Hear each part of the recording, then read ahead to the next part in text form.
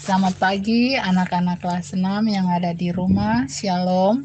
Jumpa lagi kami dalam channel pembelajaran kita Marmet 2020.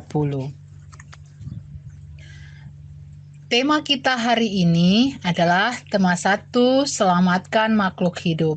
Subtema 3, ayo selamatkan hewan dan tumbuhan pada pembelajaran yang ketiga. Adapun tujuan pembelajaran kita di pagi ini adalah sebagai berikut. 1. Setelah mengamati dan mencari informasi, siswa mampu mengidentifikasi cara pelestarian hewan atau tumbuhan dengan tepat. Yang kedua, setelah berdiskusi, siswa mampu membuat poster tentang pelestarian hewan atau tumbuhan dengan detail. 3. Setelah membaca kesimpulan dari teks laporan hasil pengamatan, siswa mampu menyebutkan pokok-pokok penting dengan tepat. Nah, anak-anak sekalian, pada pembelajaran yang lalu, kita telah mempelajari bersama tentang cara pelestarian hewan. Nah, di saat ini kami akan membahas tentang cara pelestarian tumbuhan. Yang pertama itu tidak menebang pohon sembarangan. Yang kedua, tebang pilih. Artinya kita menebang pohon yang sudah layak untuk ditebang, dalam arti pohon yang sudah besar, bukan pohon yang kecil. Yang berikut, reboisasi atau penanaman hutan kembali. Yang berikut adalah kultur jaringan. Kultur jaringan artinya kita membudidayakan tumbuhan langka dengan cara menanam bagian dari tumbuhan langka tersebut. Kamu telah mempelajari tentang pentingnya melestarikan hewan dan tumbuhan. Adakah yang dapat kamu lakukan untuk mempercepat perkembangan tumbuhan? Kita lihat bahwa perkembangbiakan generatif adalah perkembangbiakan pada tumbuhan secara kawin, di mana bertemunya sel kelamin jantan atau benang sari dengan sel kelamin betina atau putik yang sering disebut dengan proses penyerbukan. Perkembangbiakan generatif pada tumbuhan dicontohkan pada tumbuhan mangga. Di sini kita dapat lihat pada gambar ini ada kupu-kupu yang mengisap nektar pada bunga mangga. Proses demikian maka akan terjadi penyerbukan. Setelah terjadi penyerbukan, maka terjadi pembuahan. Setelah pembuahan, maka bakal biji berkembang menjadi bakal buah, dan bakal buah berkembang menjadi daging buah mangga, seperti yang terlihat pada gambar di samping ini. Nah, anak-anak sekalian, ketika buah mangga telah matang, maka kita akan memakan daging buah mangga tersebut dan tinggal biji mangga. Biji mangga ini akan kita tanam kembali dan tumbuhlah menjadi tumbuhan baru. Selain perkembangbiakan generatif, perkembangbiakan vegetatif.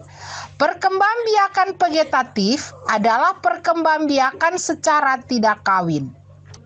Perkembangbiakan vegetatif di sini dibagi atas dua, yaitu perkembangbiakan vegetatif buatan, artinya perkembangbiakan secara tidak kawin dengan bantuan manusia, seperti cangkok, stek batang, menyambung, dan lain-lain.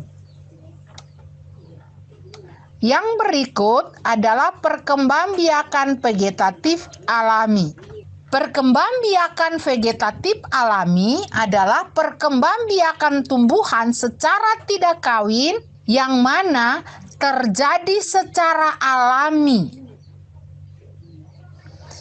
Contohnya, akar tinggal, umbi lapis, umbi akar, umbi batang, yang berikut tunas adventif, spora, dan geragi. Nah, anak-anak sekalian, ketika kalian dapat mengembangkan tumbuhan secara vegetatif maupun secara generatif, berarti kalian telah melestarikan tumbuhan tersebut. Kita lihat pada gambar di samping ini. Gambar di samping ini adalah sebuah poster yang berisi tentang pelestarian tumbuhan atau pelestarian lingkungan. Poster adalah sebuah karya seni grafis yang dibuat dengan tulisan, gambar, ataupun kombinasi antara keduanya dengan tujuan memberikan informasi kepada khalayak banyak atau kepada orang banyak. Poster ini umumnya ditempelkan di dinding atau di permukaan yang relatif datar di tempat-tempat umum yang ramai, agar informasi dan pesan yang ada di dalam poster tersebut bisa disampaikan kepada masyarakat. Untuk membuat suatu kesimpulan yang baik adalah sebagai berikut. Satu, pesan yang ingin disampaikan kepada pembaca.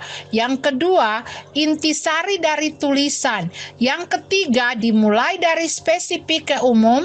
Yang keempat, menggunakan kosakata baku. Yang kelima, suatu pernyataan yang dibuat berdasarkan ide pokok dan kata kunci dari kalimat penjelas dengan kalimat sendiri. Nah, anak-anak sekalian, setelah apa yang Ibu jelaskan tadi, kalian berkreasi untuk membuat poster tentang pelestarian hewan atau tumbuhan yang ada di daerahmu. Buatlah poster semenarik mungkin, rapi dan mudah dipahami. Jadi, kalian membuat poster, buatlah, siapkan kertas, kemudian alat tulis atau alat untuk menggambar seperti pensil atau pensil warna. Kemudian kalian akan menggambar poster dan menuliskan kata-kata yang sesuai. Artinya kalian dapat membuat suatu poster yang berisikan pelestarian hewan atau tumbuhan. Tugas tersebut dikumpulkan hari Kamis tanggal 27 Agustus 2020. Demikianlah pembelajaran kita di pagi hari ini. Selamat belajar. Semoga sukses. Selamat siang. Shalom.